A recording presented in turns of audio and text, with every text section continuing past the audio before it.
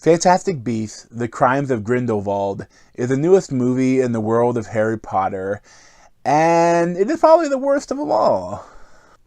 Audio video clip. The wizarding and non-wizarding worlds have been at peace for over a century. Grindelwald wants to see that peace destroyed. You want me to hunt him down? To kill him? So going into this, I was really looking forward to the movie, and from the trailers, I loved them. They looked amazing, especially because they featured a lot of stuff from Hogwarts in the trailer. They could probably try to get people to come see them that love the other movies. And, I liked the other Fantastic Beasts movie. Although, I watched it again after watching all the other Harry Potter movies again. And it isn't amazing. There isn't much of a story to it.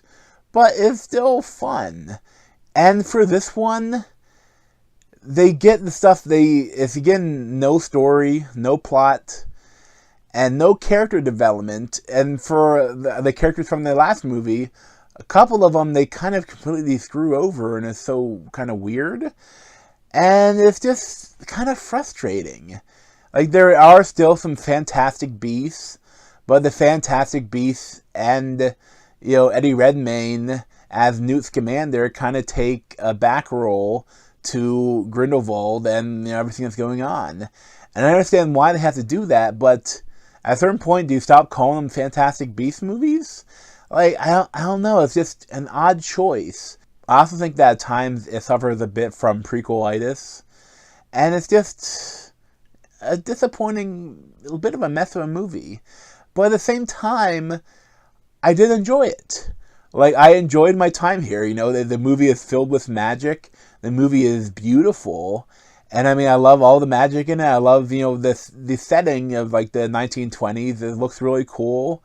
And, they're in France this time, and they get a lot of different, cool stuff there.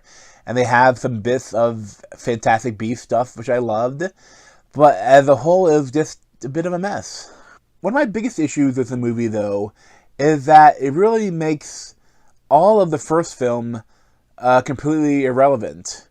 Because, the first film is all about finding out who the Obscurious is, and it's about Newt finding all of his monsters and saving him, and then, having to defeat Grindelwald.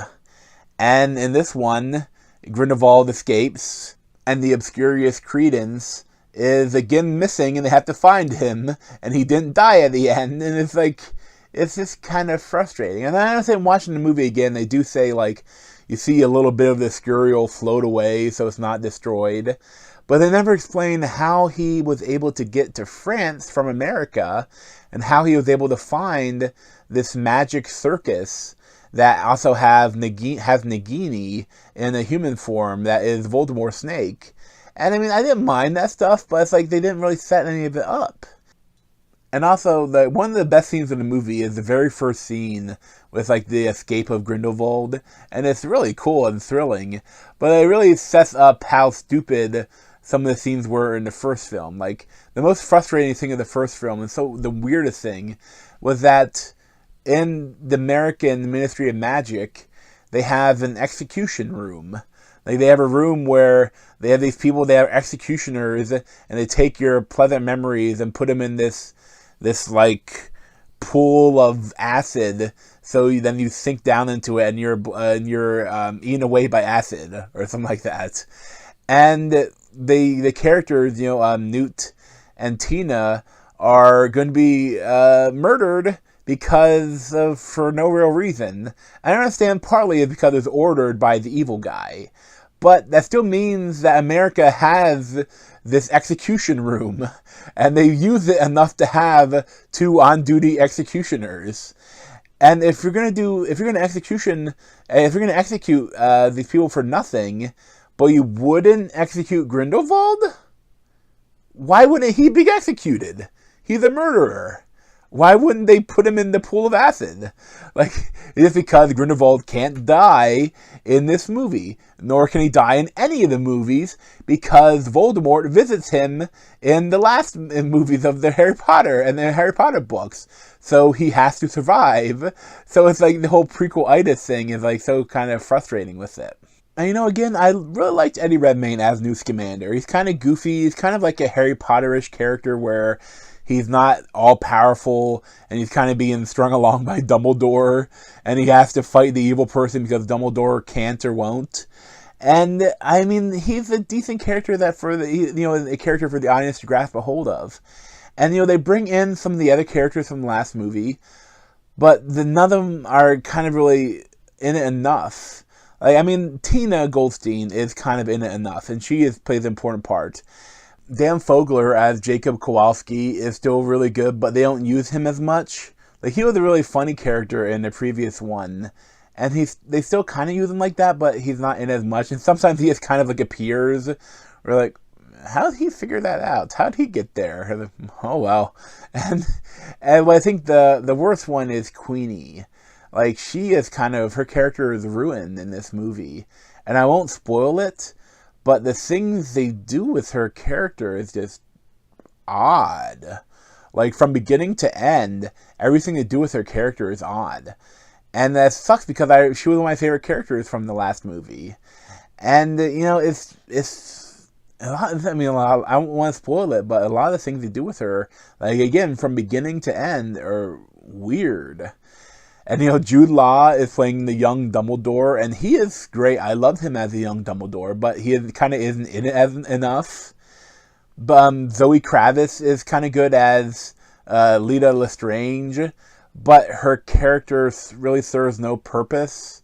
Like, the only purpose she serves is that she goes to Hogwarts, and you see a flashback of her and Newt when they were at Hogwarts. And it's cool. I mean, the magic of Hogwarts is seen again is awesome, and it's filmed really well. But at a certain point, like, it serves no purpose for the story, like, other than just fan service. And it's fan service for the sake of fan service, because I think it breaks the canon here, because they have, as their teacher is Professor McGonagall. And that would mean Professor McGonagall, for her to be the teacher for Newt and Lita, that means she would have to be over 100 years old in the Harry Potter books and movies. And she isn't. I think she's actually supposed to, she's supposed to be younger than Newt. I think. But somehow she's Newt's teacher? And it's just because fan service, so you can have a young McGonagall running around chasing the students. And I know for a second when you watch it, they're like, oh, cool, McGonagall's there. But then a second later, like, wait, McGonagall's there? That doesn't make sense. And it's like, I don't know what, it really feels like this whole movie, and maybe that J.K. Rowling should not be a scriptwriter. Maybe she should have written these Fantastic Beasts books and then had a person that actually writes scripts, adapt it from the book. Because she's not a good scriptwriter. Like, honestly, like, there's so many weird things about this movie, and things that she forget the lore and canon of the Harry Potter books. Maybe she has to have a team of people helping her, or someone to tell her no, or someone to tell her, hey, you shouldn't do that. Because this movie is really filled with exposition dumps by random characters, and it's random story points, like there's prophecy with this missing child, and the stuff that never pans out.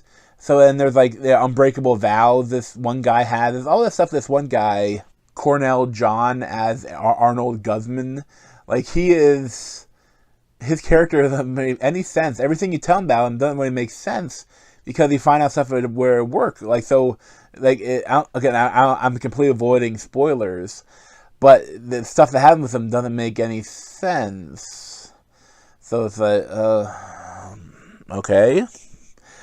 Fine, do what you gotta do.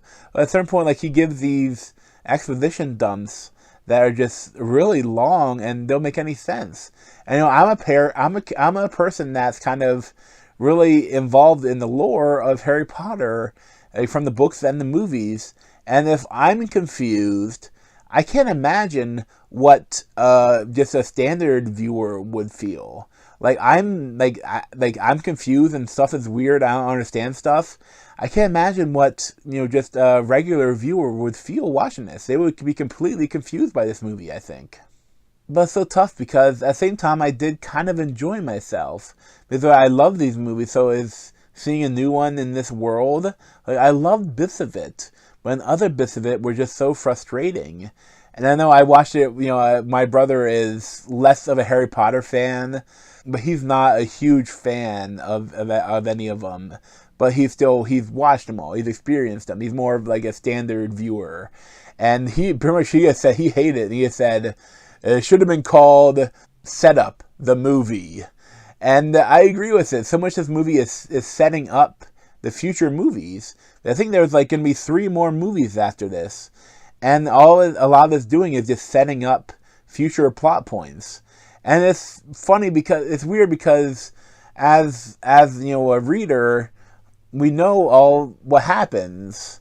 And so they try to, there's no mystery in this movie. The only mystery is who is the guy again? Who is Ezra Miller? Ezra Miller, oh man, he is bad. He is so tough to watch. You're trying to be all emo and who am I? Who am I? And it's he's bad. But the whole point of his character is I don't get his character at all. And then I won't spoil it, but there's a big reveal at the end, and the reveal doesn't make any sense. I may do a little spoiler in a little bit of why it doesn't make any sense, because I'm so weird, but it doesn't work. Unless the character is lying, which is then, why would you end the movie on a lie? But it was just kind of goofy. But as a whole, if you like these movies, you're still going to go see it. But I think it makes me worried about the rest of them. Are they going to keep doing them? Are they going to? I hope they get maybe someone to help J.K. Rowling write the scripts. But I don't know. We'll see. We'll have to see. If I give this movie a 6.5, 6.75 out of 10, it's not horrible. It's not good. But now I am going to go into kind of a full spoiler, because there's stuff at the end that doesn't make any sense.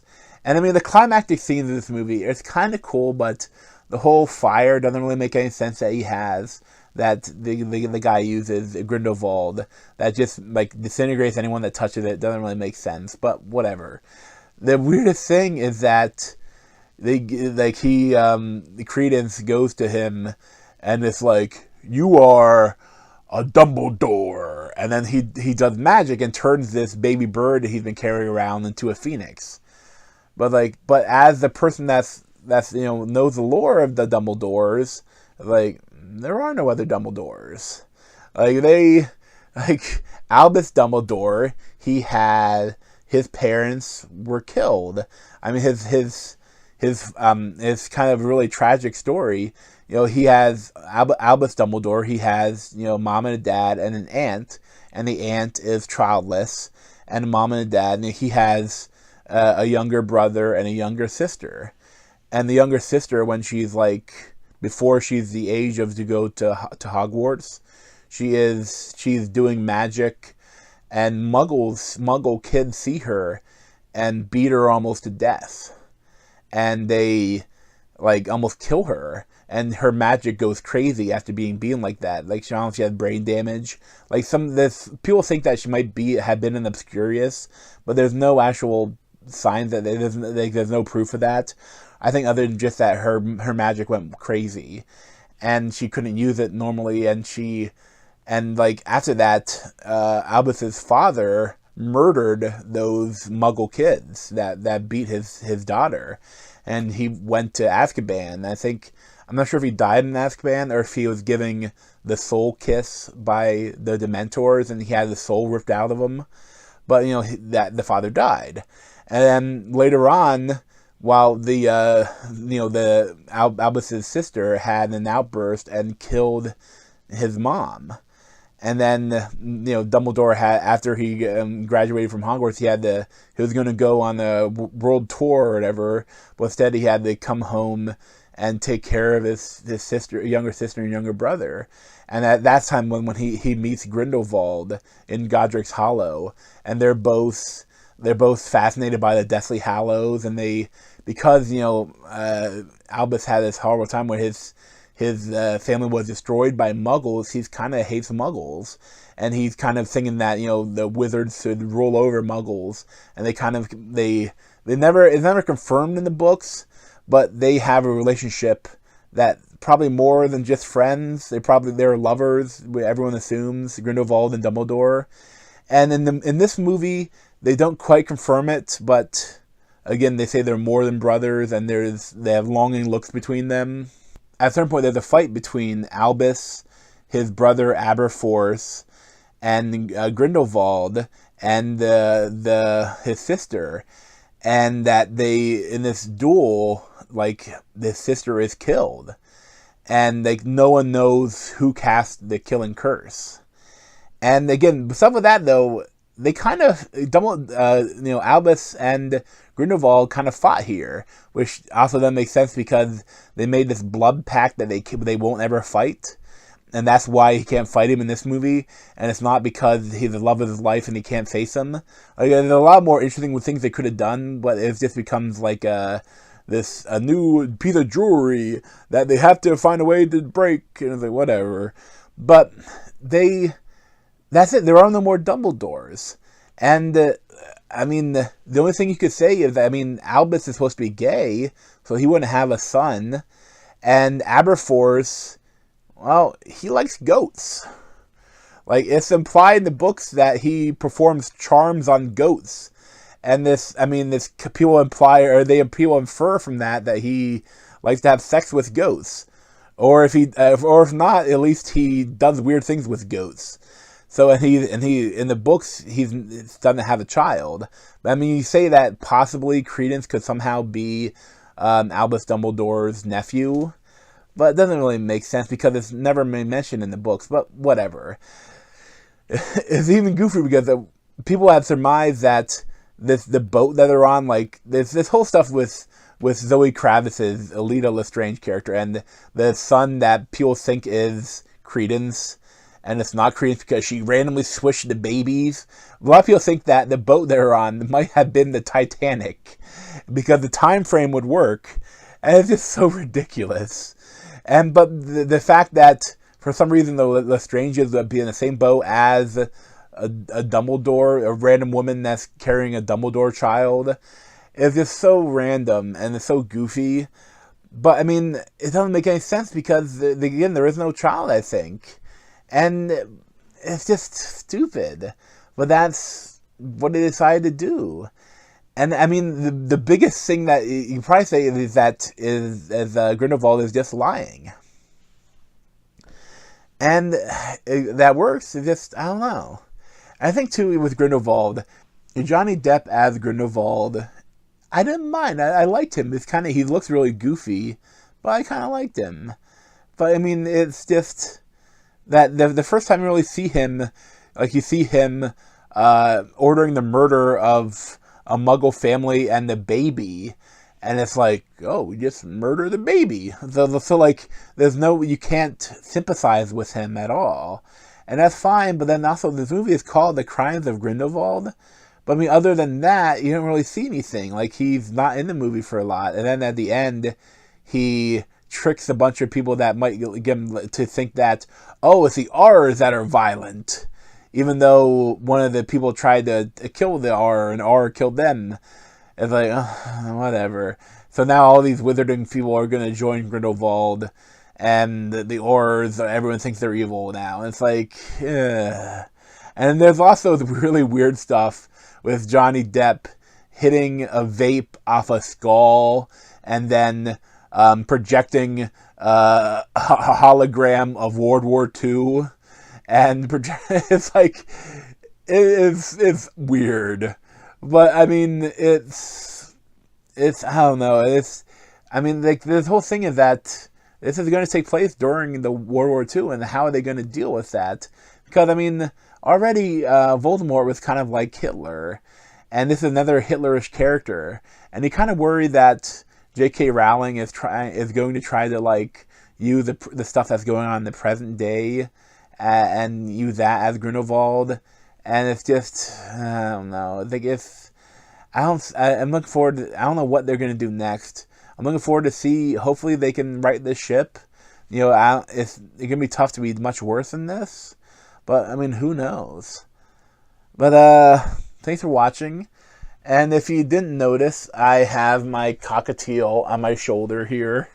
Like, she's joined me for this review. I figured it's something I could do since doing the Fantastic Beasts. And I have some other beasts, some 2 dogs that I thought would be a little more difficult to put in the video. But thanks for watching. And you can see my other videos around my head, or subscribe to me at Z over there. Thanks.